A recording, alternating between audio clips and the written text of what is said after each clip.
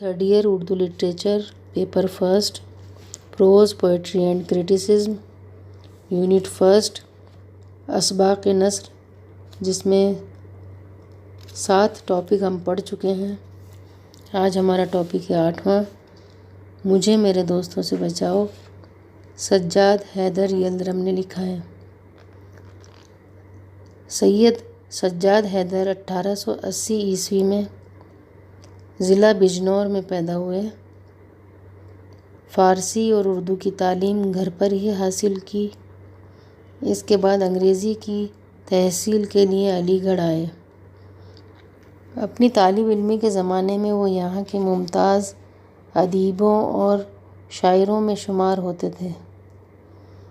BA پاس کرنے کے بعد وہ ڈپٹی کلکٹر ہو گئے تھے، مگر ان کا ادبی ذوق اور سیر و سیاحت کا شوق انہیں نچلا نہیں بیٹھنے دیتا تھا۔ کئی دفعہ ترکی، بغداد اور دوسرے ممالک کی سیر کو گئے اور کچھ عرصے کے لیے وہ مسلم یونیورسٹی کے رجسٹرار بھی ہو گئے تھے۔ رجسٹراری سے سبکدوش ہو کر پھر ڈپٹی کلکٹری پر واپس آ گئے اور وہاں سے پینشن لے کر راجہ محمود آباد کے پرائیویٹ سیکرٹری ہو گئے تھے۔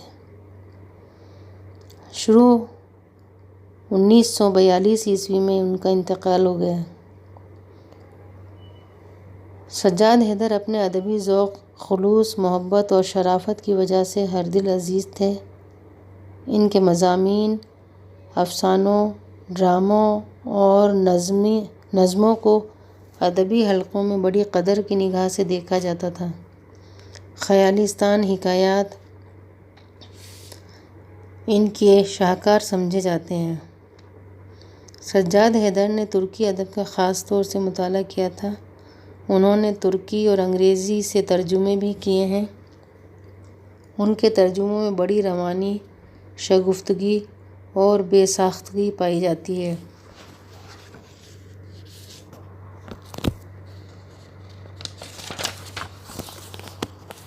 یلدرم ایک شاعرانہ طبیعت رکھتے تھے۔ وہ نثر کے شاعر ہیں۔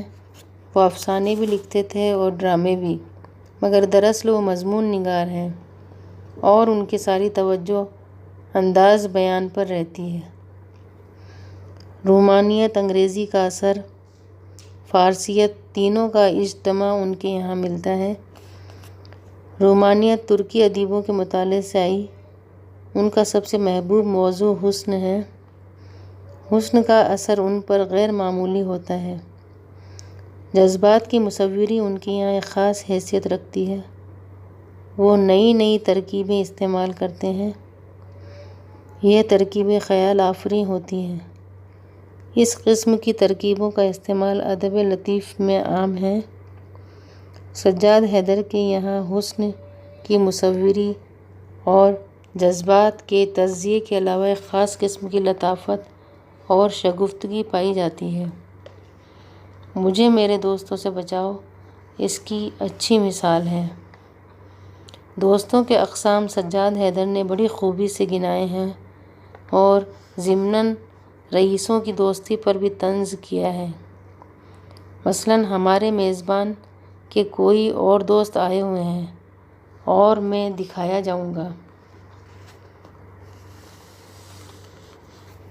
یلدرم کی یہ کوشش تھی کہ انہوں نے ترجمے ایسے کیے جو اصل معلوم دیتے ہیں۔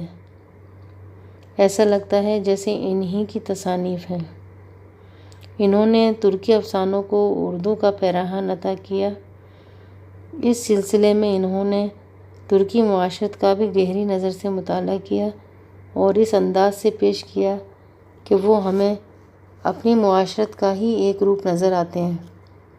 یہ ترجمے ایسی سلیس شگفتہ زبان میں ہیں کہ ان پر ترجمے کا گمان نہیں ہوتا، بلکہ یہ تبادلہ افسانے معلوم ہوتے ہیں۔